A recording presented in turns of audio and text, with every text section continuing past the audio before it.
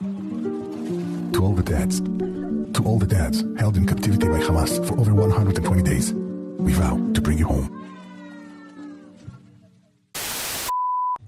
To anyone that is protesting or demanding for a ceasefire, let's be honest here. Why aren't you protesting to bring them all home right now?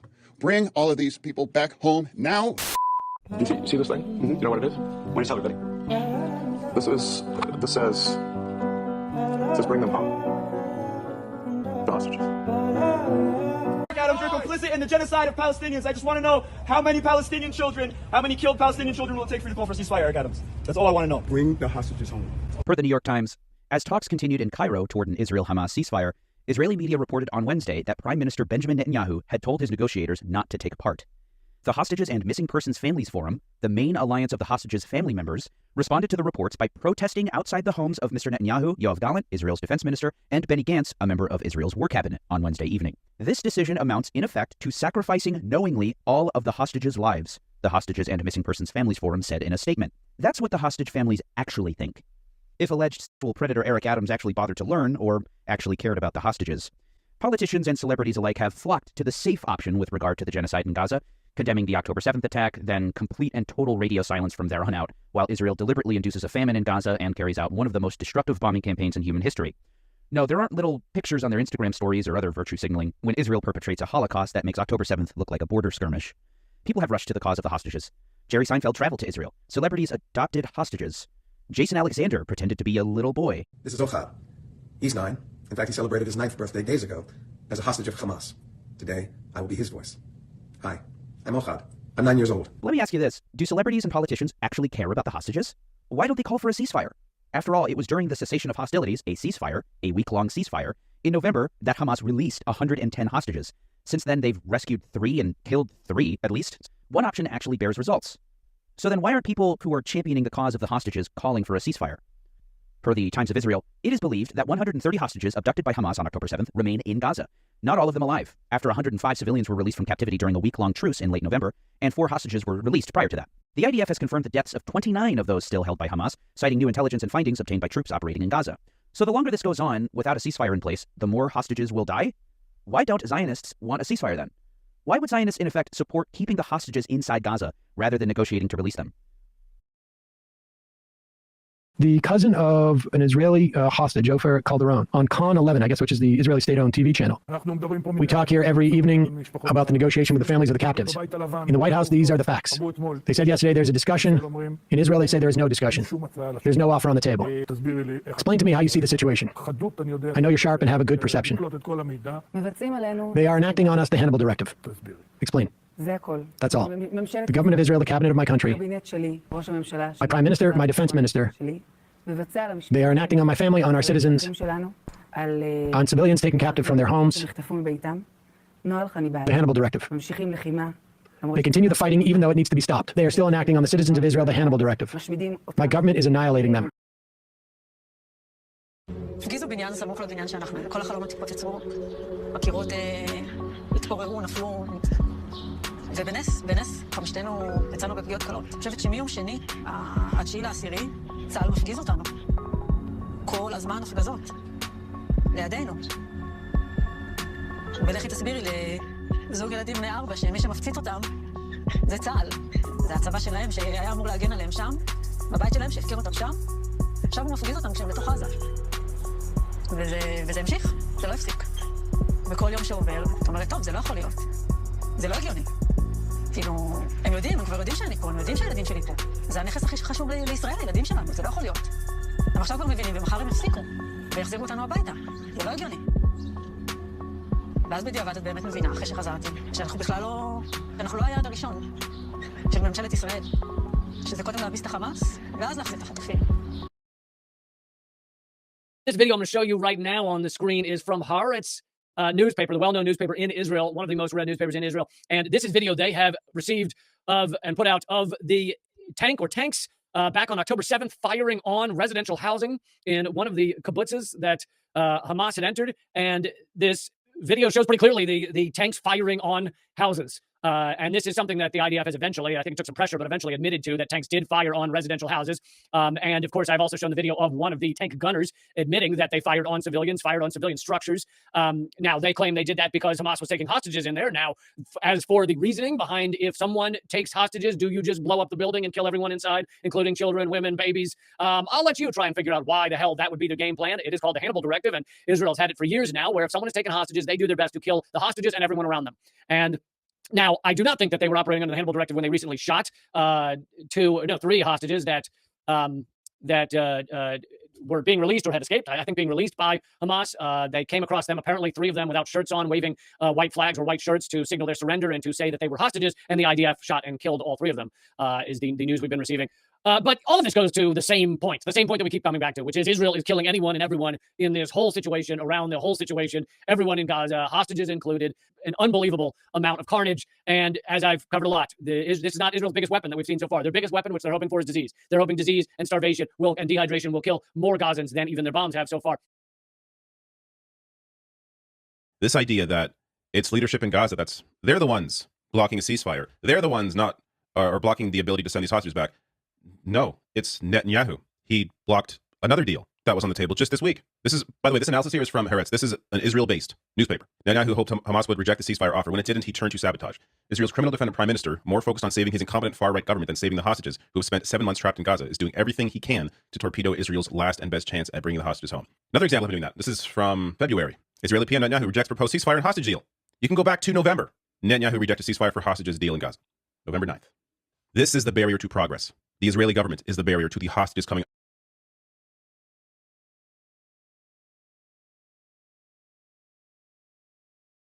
Haaretz, the headline here, the people of Israel will settle Gaza. Netanyahu's ministers at far-right conference endorsed expulsion of Palestinians. In this report, they talk about how there were many different ideas for how Gaza could be resettled. Sagar, there was something for every potential settler here to get behind. One offered a once-in-a-lifetime opportunity to take part in the rebuilding of the Jewish city of Gaza as a green technological city, open to all and uniting all sections of Israeli society. Ethnic cleansing, using like liberal, lefty language, is really quite something to behold. They have a list of all of the ministers and Likud party members who were there. It was very well attended. Many people in power were there cheering on the idea of ethnic cleansing and resettlement. They said the biggest response came for videos of soldiers in Gaza calling for the strip to be resettled, shouting out that there are no innocents, or photographing themselves with banners for the settlements that were previously dismantled. האם ישראל צריכה להתיישב ברצועת עזה? ישראל חייבת לשלוט בעזה לאורך זמן. היא לא תשלוט בה ללא נוכחות אזרחית, נקודה. תראו למה ג'נין וטול כרם הפכו לבירות הטרור, כי אין שם התיישבות יהודית, נקודה.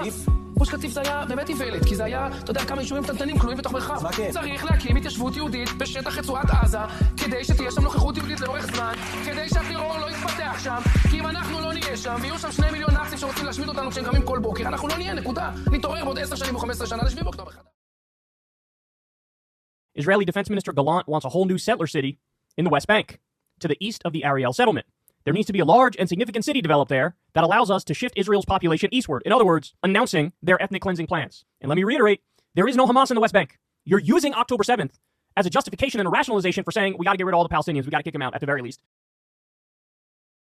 Netanyahu has posted what he believes Gaza will look like in 2035. Nothing screams in Gaza to save the hostages, to rescue the hostages, undo Hamas and rescue the hostages, or whatever, however they phrase it. That's what they say, right? And nothing screams that like putting out a photo of you having utterly destroyed the entirety of Gaza, turned it into a parking lot, and then on top of it built, I don't even know what that is, Dubai or something. On top of it built a giant, massive metropolis that has nothing to do with Palestinians. And Netanyahu is saying, we're going to turn it into this beautiful capitalist metropolis that would use Palestinians as basically slave labor, paying them pennies compared to what Israelis would be paid. Use them as slave labor and create this awesome thing for business interests, for capitalist interests, many of them American companies, right? And then again, just to highlight, they go ahead and show the oil derricks off the coast, just to let you know that we will also be stealing the oil.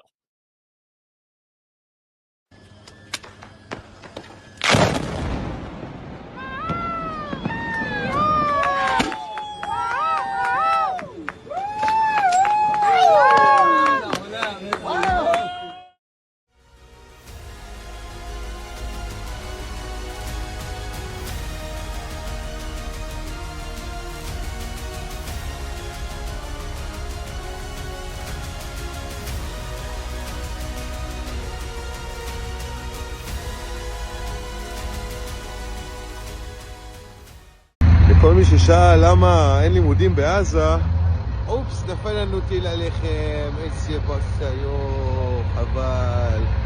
ככה לא תהיו מהנדסים יותר. So they blew up the University of Palestine with 315 mines. All the universities in Gaza have been damaged or destroyed. And so let's see what happened. Yep. No, they're fighting Hamas, all right. That was very effective against Hamas. Hamas was in there reading at the time.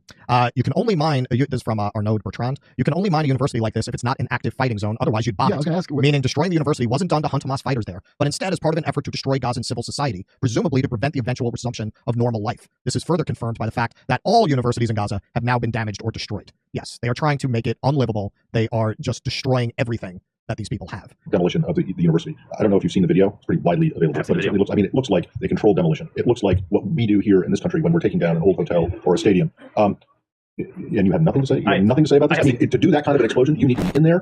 You have to put the explosives down, and it takes a lot of planning and preparation to do. And if there was a threat from this particular facility, they wouldn't have been able to do it. Borgini. It's a systematic practice of detonation and destruction of the Palestinian higher education sector in Gaza. This is the Faculty of Medicine of the Islamic University at the beginning of December. Why? For what reason? Yes! Yes! Khoide! What's he say? Chanukah Sameach Am Yisrael! Yeah, that's their pro-Israel battle cry. I don't even know how that translates. Because as you all know, it kicked me out of Hebrew school once they figured out what they were dealing with. Robert Pate told the Financial Times earlier in the month, between 1942 and 1945, the Allies bombed 51 German towns and cities, destroying some 40 to 50% of the urban areas there. This comprised some 10% of all the buildings in all of Germany. This compared to 33% of buildings across Gaza that have been totally destroyed. סג'איה זריחה בחורבות סג'איה שהייתה. אפשר לראות פה את האנטנות של נחל עוז, של המוצב ושל היישוב.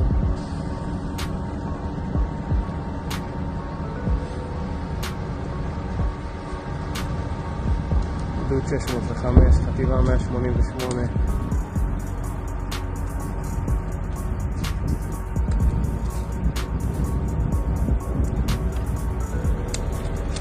סגירת מעגל קטנה. نقل لكم المشهد والصورة من أعلى مستشفى الشفاء في غزة. هذا هو المشهد لمستشفى الشفاء ومحيطها. دمار كبير في هذه المنطقة كما تشاهدون تماما، وكل المباني المجاورة للمستشفى تم نسفها بشكل كامل وتدميرها.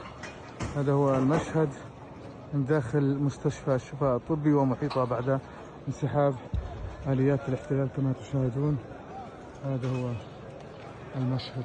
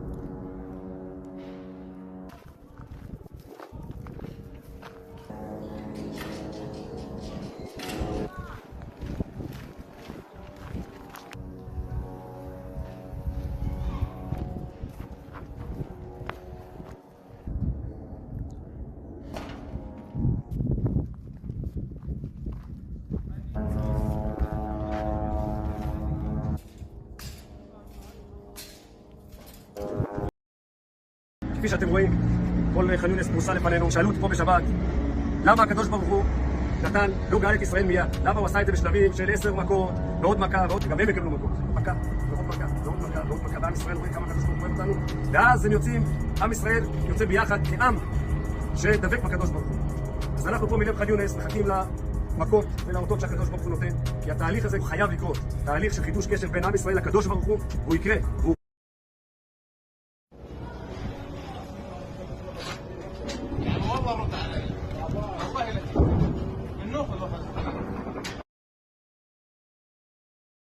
Making the blooms a desert, Israel wiped out nearly half of all trees and green spaces in Gaza, an ecocide that'll skyrocket the starvation, extinction of wildlife, and pollution of air and water, a calculated strategy of creating conditions that collapse the population.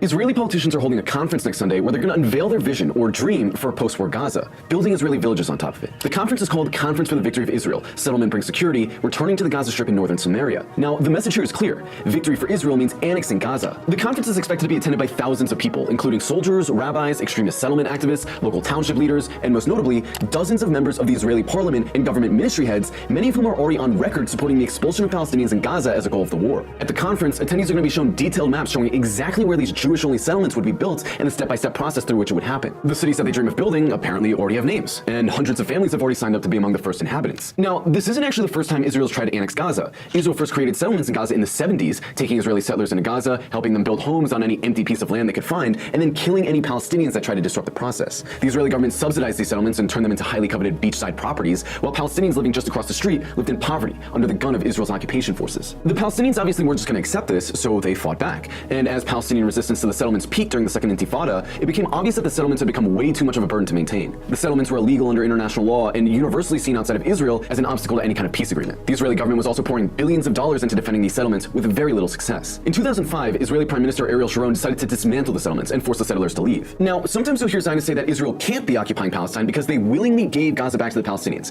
But this is a lie. They did not do this willingly, proven by the many videos of Israelis sobbing as they were dragged out of their homes by Israeli soldiers. They were forced out by the Palestinian resistance, and they've been bitter about it for the last 18 years. Now, Israeli leaders are trying to use their latest massacre to repopularize the concept of Gaza resettlement, saying that October 7th wouldn't have happened if Israel hadn't pulled out of Gaza. This conference is basically like the debut of their revitalized colonization plan. So the next time you hear some Israeli commentator saying that Israel is waging this genocide as an act of self-defense, just remember that right now, members of the current Israeli government are looking over a map of Gaza, picking out which beachfronts are most suited for Jewish-only settlement.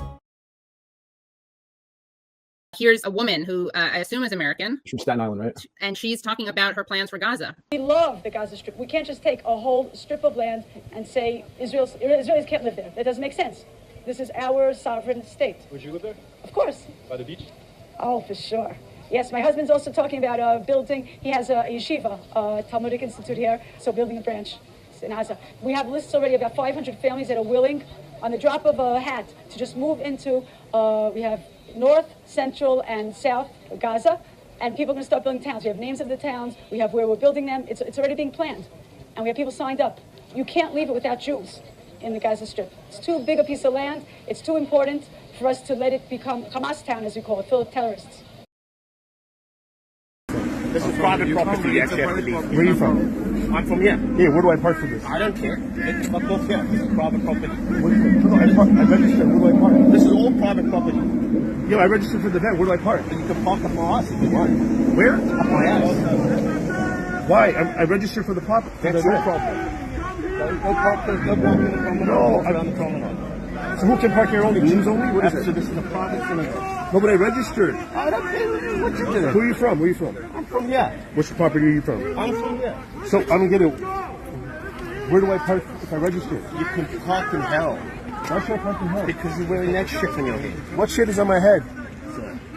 You're representing a synagogue and you're calling this shit? Of course it is. From a synagogue? Think for yourself, sir. Where do I register for them? Where do I park? Sir, are you Jewish? I'm not Jewish, no. Why are you here? Because I registered for a event. Why did you register for here? Because they're selling land. I'm interested in purchasing land. Not for you. Have you signed up? Yes, I registered right here. I'm showing you my registration. I just want to know why you're here. I'll let him handle it. I want to buy property. Oh, you do? That's why I'm here. I registered. I want to buy property. So why are you wearing that hat? I'm confused. To buy property in West Bank, you can't wear a hat? You can wear a hat, right? Google says it's in the West Bank.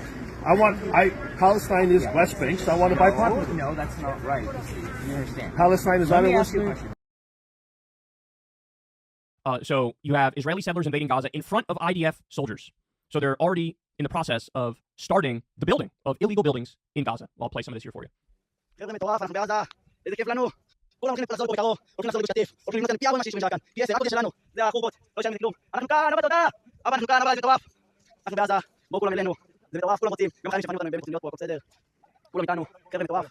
this is how the system works, guys, and this has been what they do in the West Bank for a very, very long time. They do mission creep in the West Bank. They take a little more territory here, a little more territory there, they expand out more and more and more, and then it becomes, it's not even possible to negotiate a Palestinian state, because in any potential Palestinian state, they would get the West Bank and Gaza for sure. I mean, that's the given, right? But now, all of a sudden, there's all these illegal settlers sprinkled all over the West Bank, so the facts on the ground are that we can't have a contiguous state in the West Bank. It would have to be these little Bantustans, these little portions or segments that are fragmented and fractured out from each other. And now it looks like this process is beginning in Gaza, where they're going to resettle Gaza, which, by the way, we've seen all these conferences, these real estate gatherings, where they're already pushing this notion of beautiful beach houses in Gaza. So they're going to try to resettle, at the very least, North Gaza. Probably they're going to try for all of Gaza.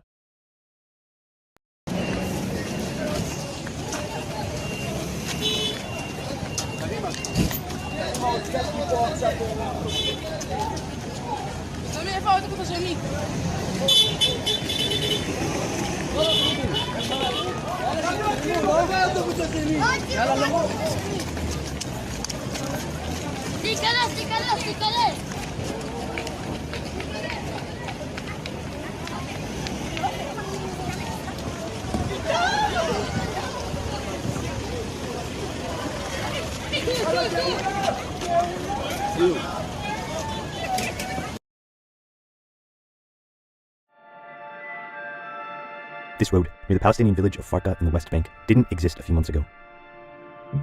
It popped up in just 3 days after October 7th. It's one of 15 roads and 5 illegal encampments known as outposts that the Wall Street Journal found are being rapidly built all over the West Bank since October 7th. The Journal found these roads are often being built in just a few days, partially with money from the Israeli government. According to videos the Journal verified and local witnesses, much of this work is being done with unmarked construction vehicles, often under armed guard. In 1967, a small segment of Israelis began establishing communities known as settlements in the West Bank after its military occupied the area at the end of the Six-Day War. Settlements are illegal under international law, but legal under Israeli law.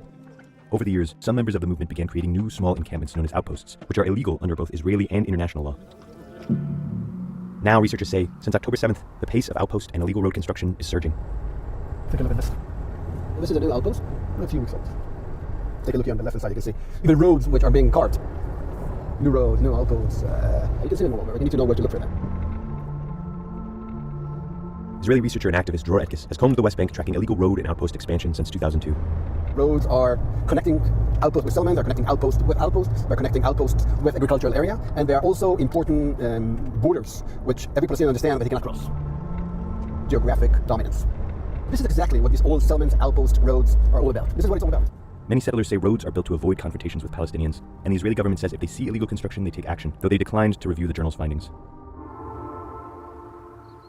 According to the journal's analysis, the area near Farka, a Palestinian town of around 1,800 people, has seen the biggest uptick in illegal roads and outposts since October 7th. In the West Bank, building roads legally is usually a multi-year process. Farka's mayor Mustafa Hamid says the road near his town appeared in just a matter of days.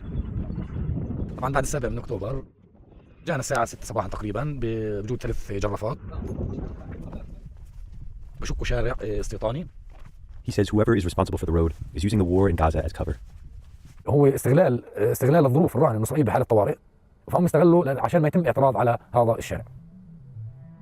This road near Farka is near this outpost, which is close to one of the largest settlements in the West Bank, Ariel. A road connecting them would extend the borders of these neighboring settlements and outposts and effectively cut off Palestinian access to much of the town's water supply and olive groves. أي مزارع موجود في المنطقة هنا بيجوا عليه لأنه صار في لهم طريق هون. And new roads could lead to new confrontations. They can live in the right inside. You see this valley here? 3 months ago, a Palestinian was killed right here in the harvest. Everything was filled. On October 28th, Bilal Saleh, a Palestinian farmer, was shot and killed while harvesting olives. His family and eyewitnesses say he was unarmed and murdered by a settler. The alleged shooter claims it was self-defense. The IDF says they're investigating. Violence is also being used to clear the way for roads like this. This used to be the Bedouin village of Wadi al-Sik. The Bedouins didn't have legal rights to the land, but they lived here for years, until 5 days after October 7th.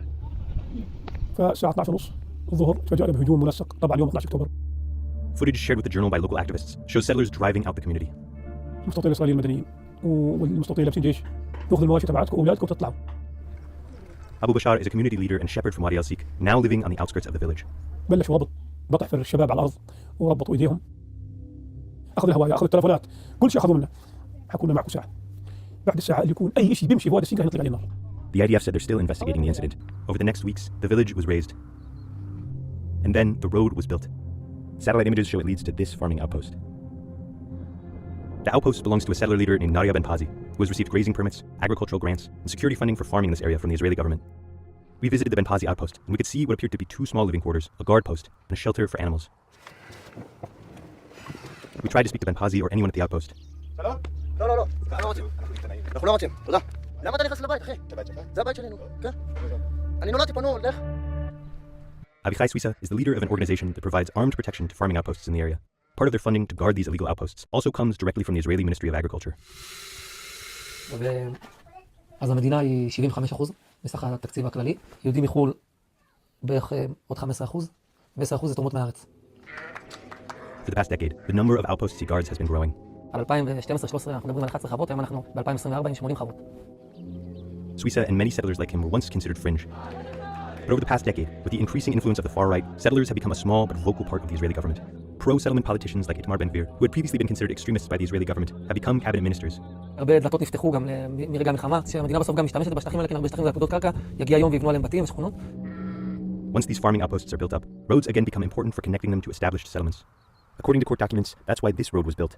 It connects an established settlement, Emmanuel, to an outpost called Aloni Shiloh.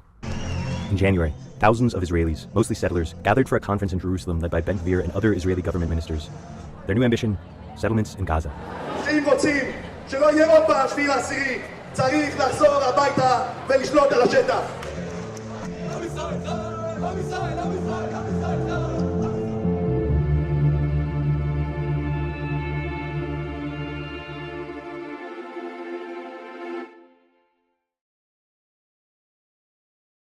Look, you could put a house where we just bombed out Gaza. Cashing in on genocide, Israeli firm pitches beachfront real estate in leveled Gaza. Palestine defenders this week condemned a proposal by an Israeli real estate developer specializing in the construction of illegal settlements to build beachfront homes for Jewish colonists over the bombed-out ruins of Gaza.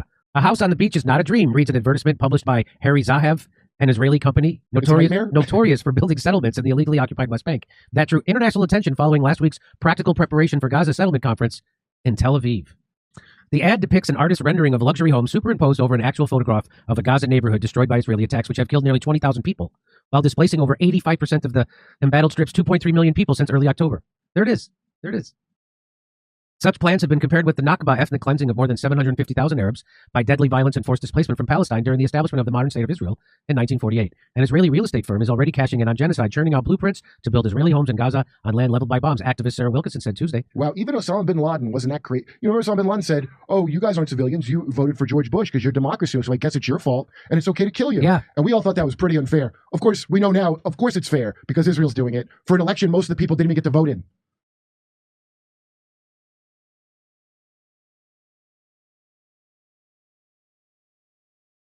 And now this is another CNN reporter who went into the West Bank to document how the settlers are escalating their attacks against Palestinians. We stop at a service station in the occupied Palestinian West Bank. A man in military fatigues demands to check our IDs. I have the right to secure this area, and I need to check who you are and what you're doing here. He has no identifying insignia, won't tell us who he is, but he's got a gun. So we oblige. We're confused, and we're not the only ones. CNN obtained this video from inside Hebron, a divided city, filmed a few days after the Hamas October 7 attack. You're not a soldier for the podcast audience. You want me to shoot? Anyone who's not clearing out, I'll shoot. Won't comply. Yeah. He says he recognizes the man with the gun as a settler, not a soldier. In this tense climate, if a soldier issues an order, you comply. But is everyone with a gun and fatigues a soldier? The West Bank is under Israeli military occupation. It's also believed to be home to almost 750,000 settlers, Israeli civilians living in the occupied territories. Settlers consider this part of their biblical homeland and are expanding into Palestinian territories, even though the UN Security Council considers their presence illegal. Yet settlers are integral to Israel's security plan in the occupied territories, as Israel Defense Force reservists and settlement security squads. Responding, the IDF says the security threats in settlements, towns, and villages. Palestinians told CNN they consider armed settlers a greater threat than ever before. Their remit from the IDF is blurring the lines as settlers encroach on Palestinian land. Like here, in the Palestinian village of Tuwani, where there's a settlement at the top of the hill. In this video, you see men in military fatigues. The IDF equips both civilian settler security squads and soldiers in the region. As you can see here, it's almost impossible to differentiate. They point their rifles at residents and then they shoot, according to eyewitnesses. CNN shared the images we gathered in the West Bank with a senior IDF official who was unable to tell us who here is in the IDF and who is not. We asked how then are Palestinians expected to differentiate. Palestinians, the official said, should contact their local brigade. But Palestinian rights activist and local resident Basil Adra says settlers in military fatigues are forcing Palestinians off their land. These settlers and with their guns, and they're pointing it to the head of the residents, and they tell them, if you don't leave in 24 hours, we will shot you. So the family would understand that they're not playing. It's a serious threat of killing if you don't leave your home. That led for like 35 families to leave, and these settlers have been wearing uniform also. Settlers have heavyweight support in Israel's far-right government. Itamar Ben-Gvir, Minister for National Security, settler. After the Hamas October 7 attack, Ben-Gvir loosened gun permit regulations, making it easier for tens of thousands of Israeli civilians to bear arms. Bezalel Smotrich, Minister of Finance, settler. Also post-attack, pushed through over $100 million for West Bank security, including funds for training and equipping settler security squads. But it's not just arming and equipping. We witnessed firsthand some of the restrictions the IDF imposed on Palestinians. Ihtidal's house is not even 5 minutes away from the other side of this checkpoint, but she can't get through. Every day they tell her to go back, and every day she has to do this extraordinarily long loop to try and get in. They are intentionally making it difficult for us, making so we have to cross through areas that are hostile to us to get to our homes. Ihtidal picks up a few more things before she sets off home, but not too many. It's a long walk uphill.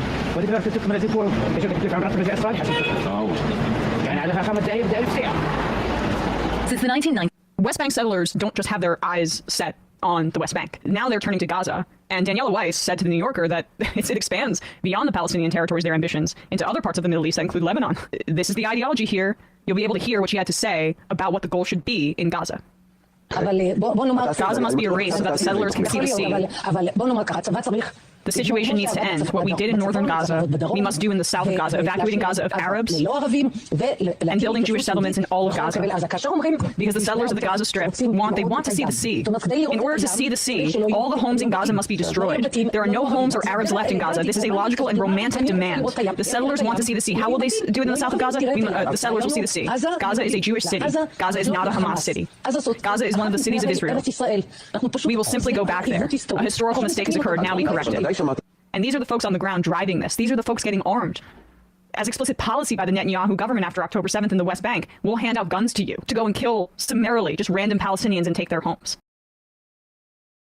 It was around 10:30 at night. Without any warning, they started throwing stones at the house. Everything that could break, they broke. We came out, and there were about 100 to 120 settlers, not children. They shot my wife and 2 of my brother's children.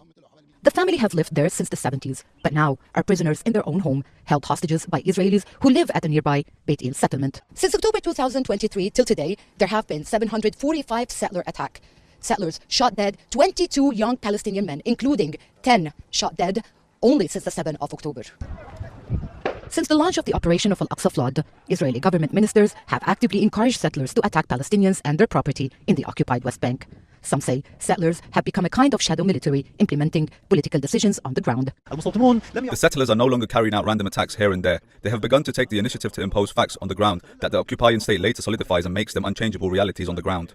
Israel's National Security Minister Itamar Ben-Gvir is advancing a plan to distribute weapons among the settlers, while Finance Minister Zahi Hanifai works to create buffer zones around illegal settlements, evicting any Palestinian who live there. So at the same time, we didn't want to lose sight of some significant developments, both in the West Bank and in Gaza. We can put this up on the screen. What you are looking at here is a violent pogrom against Palestinians in the West Bank as Israeli soldiers stand by and watch. This latest violence, which you saw a car set on fire, you're seeing fires set on buildings, cars, all sorts of civilian infrastructure here in the West Bank, farms attacked, and in the occupied West Bank as well. The source of this violence initially was a 14-year-old Israeli boy who was found dead. Settlers blamed that death on Palestinians, but they have not allowed anyone in to evaluate what actually happened there. And so this sparked these violent attacks. You can see here, this is a home that was set on fire. 2 Palestinians, according to Al Jazeera and other reporters on the ground, were killed in that rampage, and many more who were injured as a result of the violence. We put this next piece up on the screen, just a little bit of background on how consistently we've seen these violent attacks from settlers on Palestinians in the West Bank. This is from 972 magazine from a while ago, back when Biden initially levied these sanctions against 4 settlers, and then some of those sanctions were rolled back. But in any case, they say meet the settlers targeted by Biden sanctions and their victims. Palestinians and Israelis who have experienced the settlers' attacks firsthand see the move as positive, but wholly insufficient step toward accountability. And one of the things to really understand here is, number one, that this settler violence and widespread attacks on Palestinians in the West Bank, this has been on the rise for years. So armed settlers and the Israeli army have killed 460 Palestinians in the occupied West Bank since October 7th and uprooted hundreds of people from their land. So the latest pogrom, which the other thing to say about this, Sagar, is even in the worst instances, so there was a horrific pogrom in Hawara. You'll recall one of the Netanyahu coalition partners said it should be wiped off the map. You had huge attacks and many injuries and killed as well. Zero accountability. No one was indicted. No one was found guilty. Nothing happened. So they operate with impunity because they know they can not only get away with it, but that they're actually backed by the Israeli government. It really sort of pretends like, oh, there's just these one-off bad apples. When you've got IDF soldiers standing by, you have a system of impunity and zero accountability for this violence, for the theft, for the assaults, for the fires that are set, and no criminal punishment for that whatsoever. So it's clearly a government policy. We covered this previously. Remember, Israel just announced the largest West Bank land grab since Oslo. And it happened while our own Secretary of State, Tony Blinken, was there in the region. So, the policy of pushing Palestinians off of their land, it's been sort of a slow motion ethnic cleansing for years and years and years. And basically October 7th gave this Israeli government an excuse to accelerate it. So that's why these things are connected. Remember, the West Bank, they had nothing to do with October 7th. And yet you've seen huge escalation in violence, hundreds of Palestinians who have been killed, and, in these attacks from settlers and also in attacks directly from the IDF. So we didn't want to lose sight of that. The Israeli military went into Nur Sham's refugee camp east of Tulkarem late Thursday night, and on early Friday morning they were still there. And in 12 hours of raids, they destroyed roads, buildings, shops, houses, tore up sewage lines. We've been to this camp, we've seen these roads before, we've seen this kind of destruction before. And those alleyways, those roads that we're seeing in the videos now, were repaired mere months ago. But locals described the mayhem being carried out on Thursday night into Friday morning by the Israeli military as the worst destruction of infrastructure that they've seen in the West Bank. Now, the area of Tulkarem is no stranger to these kinds of raids, but what residents are saying, the opinion that now locals are voicing once again is the same thing we've been hearing since the beginning of the war on Gaza.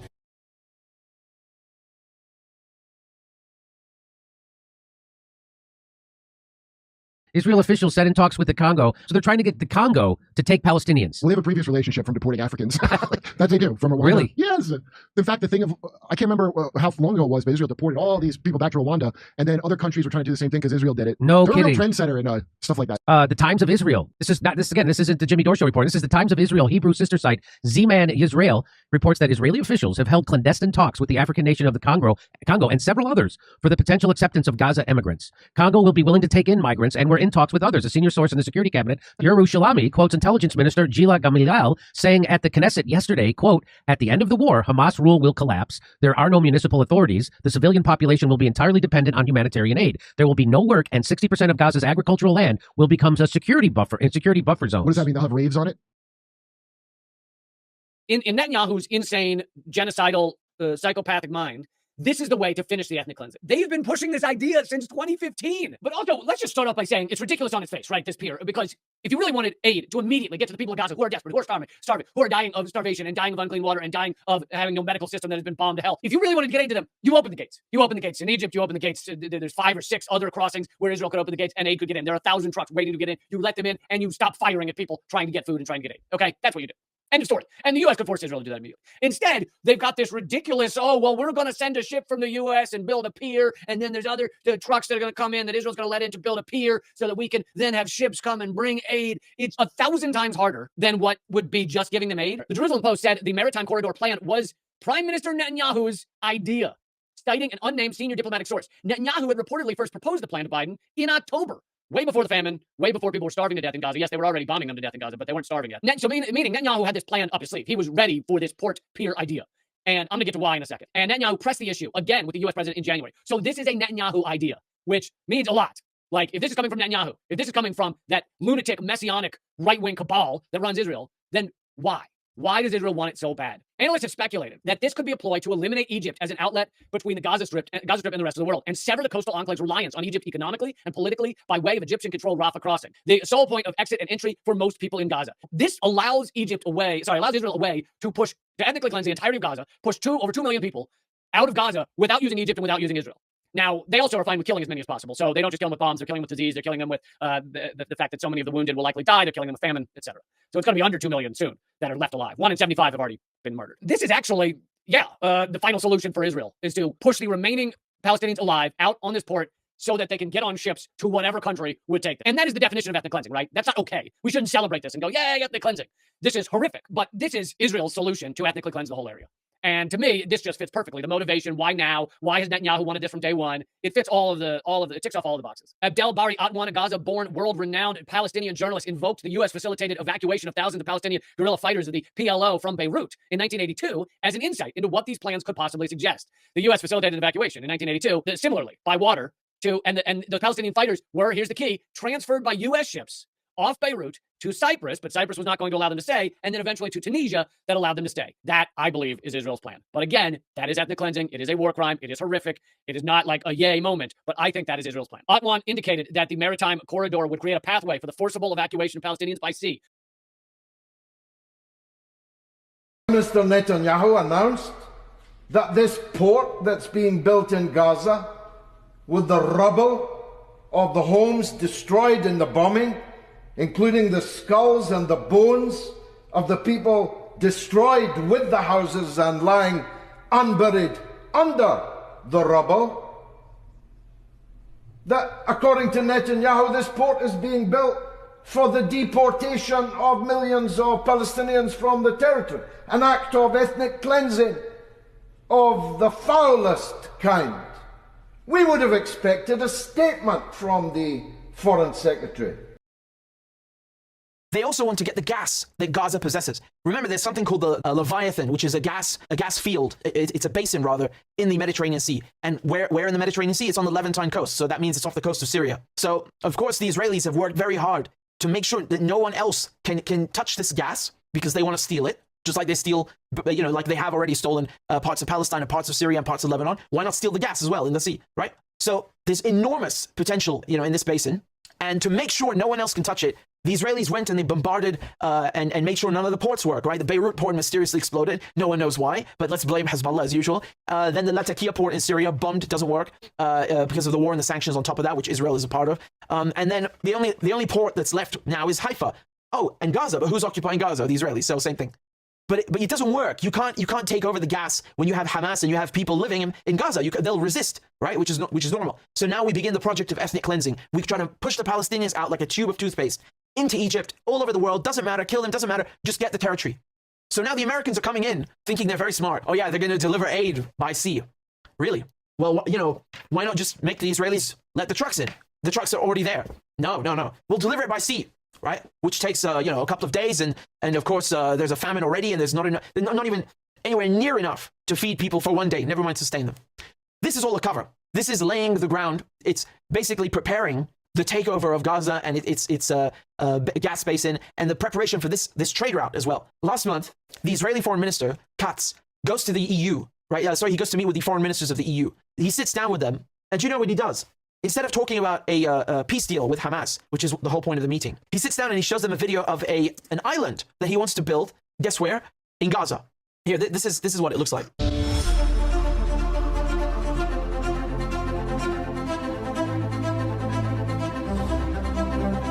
The Artificial Island Initiative is aimed at providing an answer to a reality that is bad for the Palestinians and not good for Israel.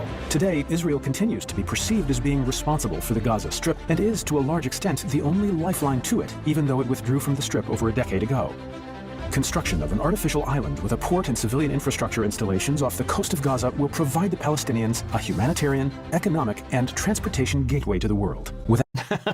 So you get the idea, yeah? You get the idea. They think they're very smart. Mind you, this is not a new project. He came up with this, I think, when is it, back in 2015? Yeah, something like that. I think it's 2011, then he came up with a new version of it in 2015, 2016, and now he's still trying to push this. Oh, and guess what he shows the EU foreign ministers? Another video of a railway. From where to where? From India to occupy Palestine, to Israel. Again, remember, India is the one that would be hosting this lovely trade route, right? So it goes from India, UAE, Saudi Arabia, Jordan, Israel. So what he wants is a land route and a maritime route. What does that sound like? That sounds like the Silk Road, obviously. They want the trade route. They want the gas. It's so funny because by the time he was finished with this presentation, the Israeli foreign minister, the EU foreign ministers, even they were so perplexed by this. They called him, I think it was Borrell, right? Joseph Borrell. He said that the Israeli foreign minister was didn't take the talk seriously. That the videos he was showing were irrelevant. I mean, even the EU. Are like, what the hell is this? But don't worry. I'm sure when the time comes, they will become partners. Because remember, the gas is meant for the Europeans. Iran is still sanctioned. Trump left the nuclear deal and Biden stayed out of the nuclear deal. So Iran is still sanctioned. Iran, #2 country in the world in terms of gas reserves. So no Iranian gas or oil. Russia, they blew up the Nord Stream pipelines that connected Russia to Europe. And they also sanctioned Russia. So no Iranian gas or oil, no Russian gas or oil.